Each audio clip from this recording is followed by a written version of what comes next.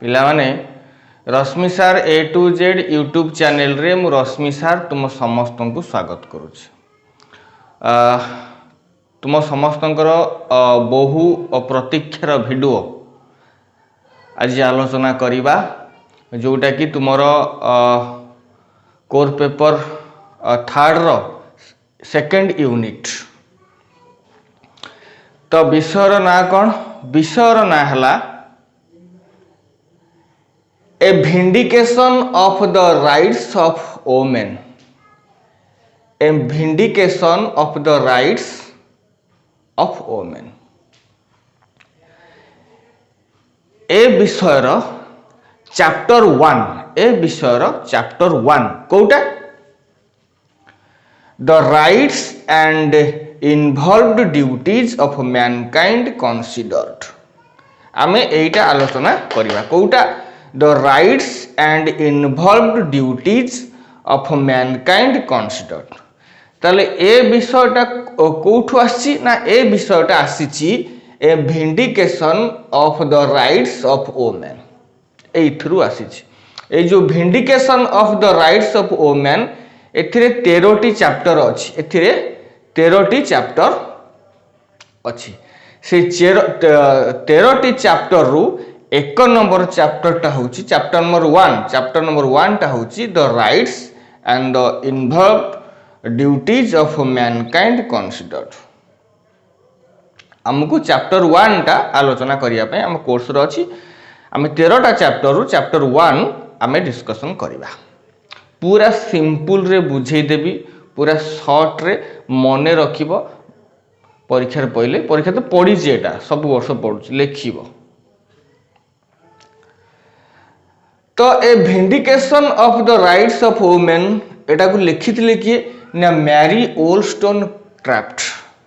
Mary wollstonecraft जने English writer philosopher आउ advocate women rights रो advocate सी।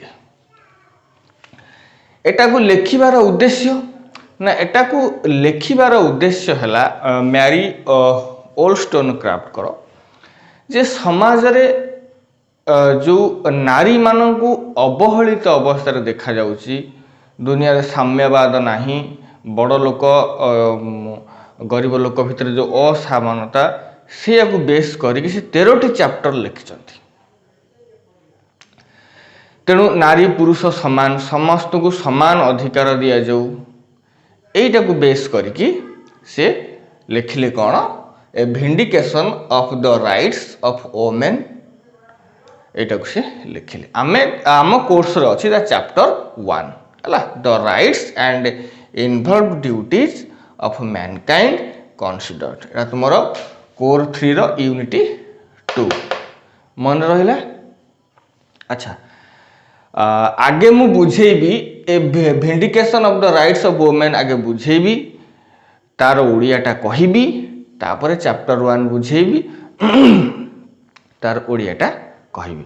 एबे देखो स्क्रीन ऊपर आसीबो, मु इंग्लिश टा पढी की तार परे ओडियाटा को कहिबी, त माने बुझिबो, मन रखिबो एवं परीक्षा रे लिखिबो। देखो एथरा स्क्रीन रे आसीबो।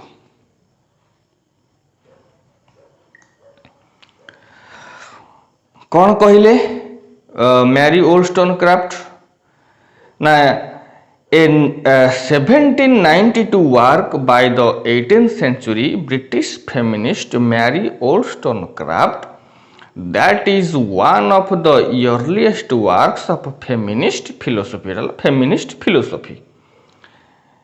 In it एहा भितरे Wollstonecraft argues that women should have an education commensurate with their position in society, claiming that women are essential to the nation because they educate its children and because they could be companions to their husband rather than just wives। ताले हम तार ओडियाटा देखिबा कोन से कहिले के Mary wollstonecraft ना एथिरे से कहउचंती जे ଯେ ନାରୀର ଅବଦାନ ଗୋଟେ ନାରୀର ଅବଦାନ ରାଷ୍ଟ୍ର ଗଠନରେ ଅତୁଳନୀୟ। ନାରୀମାନେ କେବଳ ଯେ ପତ୍ନୀର ଗୋଟେ ସ୍ତ୍ରୀର ପରିଚୟ ନେଇକି ତାଙ୍କର ଏଇ ସ୍ତ୍ରୀ ବା ପତ୍ନୀର ପରିଚୟରେ ସୀମିତ ନୁହଁ, ବରଂ ସେମାନେ କ'ଣ କରନ୍ତି, ନିଜର ପିଲାମାନଙ୍କୁ ଶିକ୍ଷା ପ୍ରଦାନ କରି ରାଷ୍ଟ୍ର ଗଠନରେ ଓ ସ୍ୱାମୀର ସହକର୍ମୀ ଭାବେ କାର୍ଯ୍ୟରତ ଥାନ୍ତି।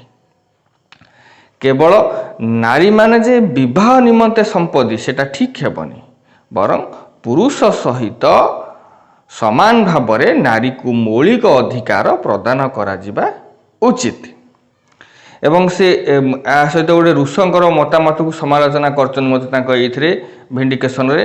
ଏବଂ ସେ କ'ଣ କହିଛି ନା, ରୁଷଙ୍କ ଯେଉଁ ମତକୁ ସମାଲୋଚନା କରି ନାରୀକୁ ଶିକ୍ଷା ପ୍ରଦାନ ଉପରେ ଗୁରୁତ୍ୱ ଦେଇଛନ୍ତି।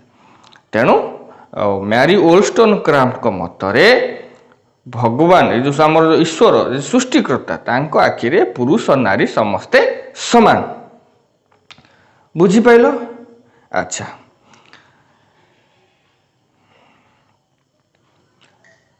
ତାପରେ ଆମର ଯେଉଁ first chapter the rights and involved duties of mankind chapter 1, chapter 1ର ଥିମ୍ଟା କ'ଣ ସେ ବିଷୟରେ କ'ଣ କହିଛନ୍ତି ଆମେ ପଢ଼ିବା ଇଂଲିଶରେ, ତାକୁ ପୁଣି ଓଡ଼ିଆରେ ଟ୍ରାନ୍ସଲେଟ୍ କରିକି ବୁଝିବା। ଦେଖ ସ୍କ୍ରିନରେ ଆସିବ।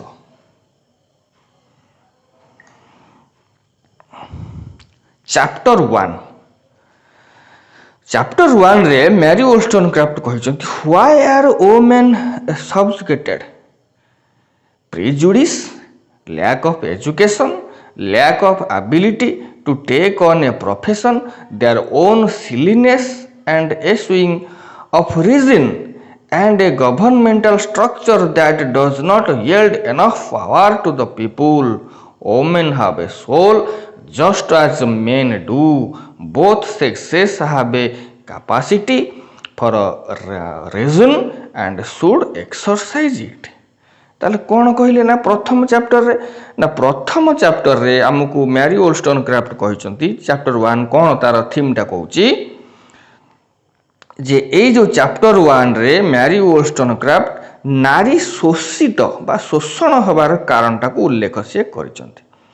ତାହେଲେ ନାରୀ ଶୋଷଣ ଗୁଡ଼ିକ କାରଣ ଗୁଡ଼ିକ କ'ଣ ତାଙ୍କ ହିସାବରେ ଯେଉଁ ଗୋଟେ ପଏଣ୍ଟ ନା, ଶିକ୍ଷାର ଅଭାବ, ପେଶାକୁ ଗ୍ରହଣ କରିବାର ଦକ୍ଷତାର ଅଭାବ, ସେମାନଙ୍କର ନୀରବତା, ପିଲାଳିଆମି ଓ ବିବେକକୁ ବ୍ୟବହାର ନ କରିବା ଏବଂ ସରକାରଙ୍କର ଗଠନ ଆଦିକୁ ସେ ଦର୍ଶାଇଛନ୍ତି।